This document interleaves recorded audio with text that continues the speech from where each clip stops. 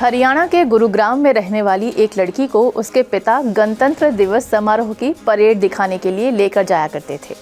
Parade में सेना की वर्दी लड़की को बहुत आकर्षित करती थी।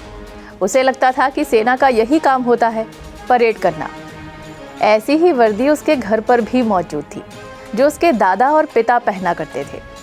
जैसे जैसे वो बड़ी हुई, उसे मालूम पड़ने लगा कि सेना को सिर्फ परेड ही नहीं करनी होती, बल्कि कई तरह के बलिदान देने होते हैं।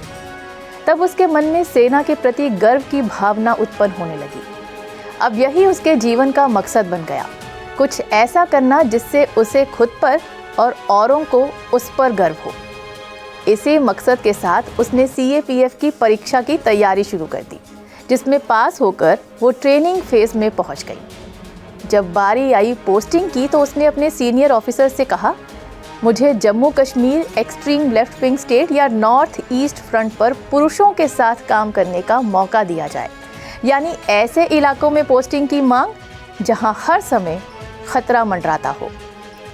लड़की की दिलेरी और साहस को ध्यान में रखते हुए ऑफिसर्स ने उसकी मांग को मान लिया और उसकी पोस्टिंग नक्सल प्रभावित इलाके बस्तर की दरभा घाटी में कर दी। आज भी ये लड़की जब बेखौफ होकर नक्सलियों के इलाके में निकलती है तो ग्रामीणों को उसकी उपस्थिति से आराम महसूस होता है और नक्सलियों के पैर कांपते हैं। जी, ये कहानी है देश की पहली महिला cobra commando assistant commandant Usha Kiran की, जिन्हें सब लेडी सिंघम कहकर भी बुलाते हैं।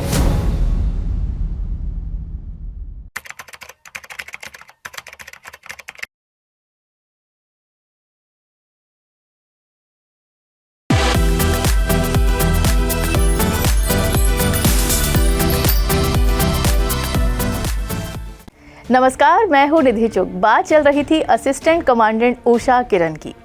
उषा जब स्कूल जाती थी तो उनकी माँ को अक्सर सुनना पड़ता था कि छोरी है, पढ़कर क्या करेगी।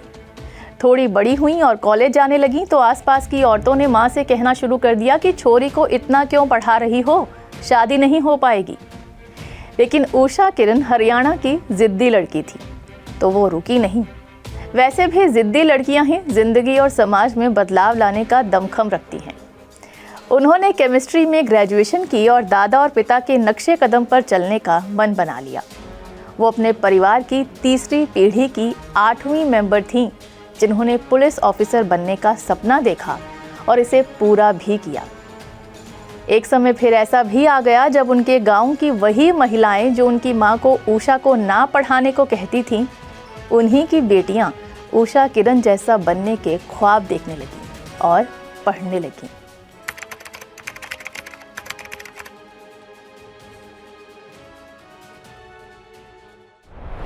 उषा किरण के पिता की नक्सली इलाके सुकमा में पोस्टिंग थी।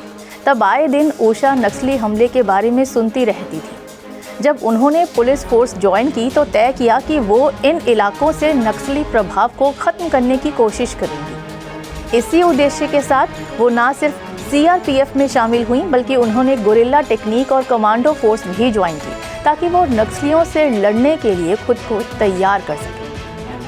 CRPF में ट्रेनिंग के बाद उन्हें महिला बटालियन में ऑफिसर रैंक मिल गया।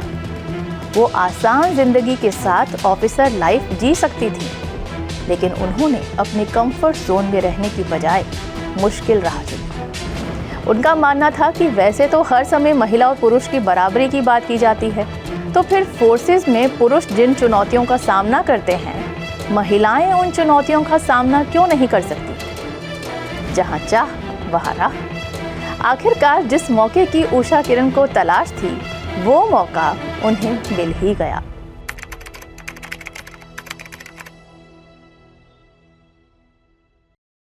बात तब की है जब बीजापुर जिले में आदिवासी महिलाओं की सुरक्षा, उन्हें सेवाएं प्रदान करने और उनसे बातचीत करने के लिए महिला बटालियन तैयार की गई थी। इसमें उन कमांडोज को चुना गया था जो स्थानीय थी, जो वहां के लोकाचार और बोलियों से परिचित थी। इनके नेतृत्व के लिए अधिकारियों की जरूरत थी।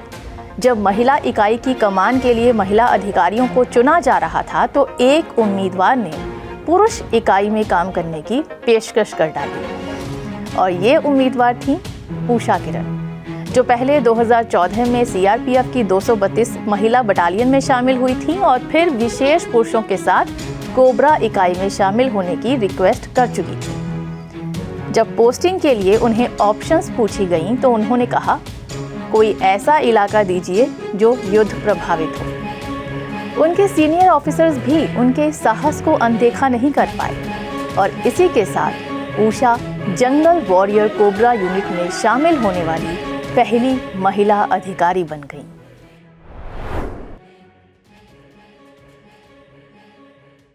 उषा किरण आर्मी पर्सनल के परिवार से आती थी, इसलिए डर उनके लिए एक पराई चीज थी। डरना क्या होता है उन्हें पता ही नहीं था, लेकिन अपने करियर की शुरुआत में उनका इससे सामना हो ही गया। एक बार एक हमले के दौरान उनका एक कांस्टेबल बुरी तरह से घायल हो गया।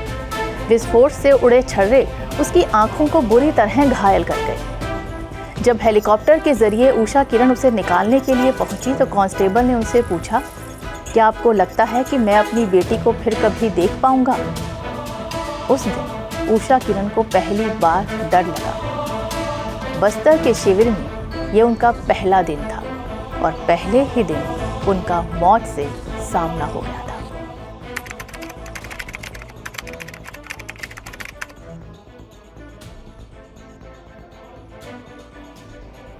जैसा कि इन इलाकों में होता है, शायद ही कोई सैनिक हो जो घायल हुए बिना रह पाए। उषा किरण के साथ भी एक बार ऐसा ही हुआ।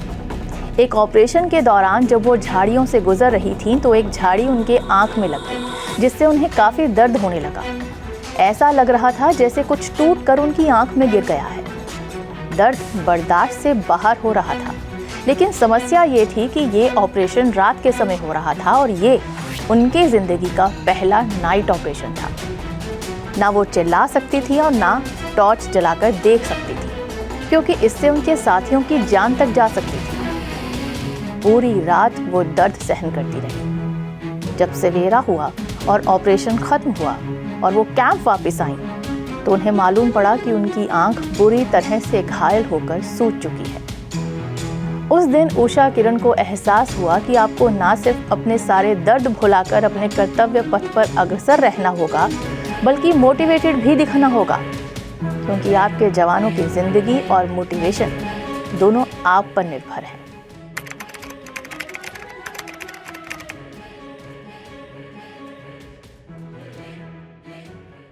उषा किरण एक लीडर के उत्साह के साथ काम करती हैं।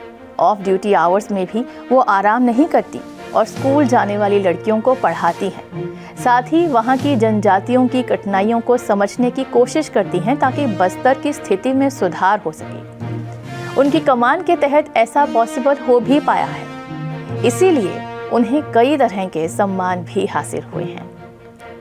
भारत की इस जाबाज बेटी की इस वीर दास्तान के साथ ही हमारा आज का ये शो हमें यहीं खत्म करने की इजाजत दीजिए। इस वादे के साथ ही किसी और हस्ती की प्रेरक दास्तान के साथ फिर हाजिर होंगे। फिर मिलने तक के लिए नमस्कार, जय हिंद।